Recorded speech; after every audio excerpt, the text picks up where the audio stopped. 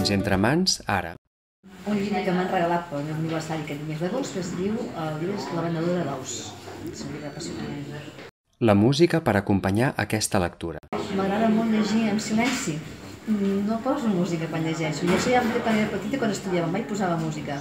M'agrada molt concentrar-me en la lectura i no hi poso cap música. Si hi ha alguna cosa de fons no passa res, però no trio una música. El lloc ideal, el paisatge, per a llegir aquesta lectura. Jo diria que un prat verd. La beguda per acompanyar aquesta lectura. Una infusió de rooibos. Una lectura que sempre recomanaries.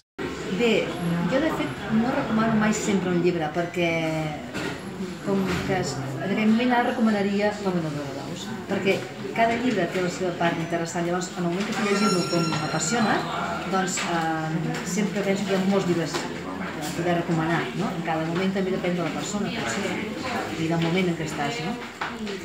Un autor o autora que sempre llegiries. Autor o autora, de fet jo, clar, recomanaria perquè a mi m'encanta, però no sé si a tothom li interessaria llegir Bertolt Brecht.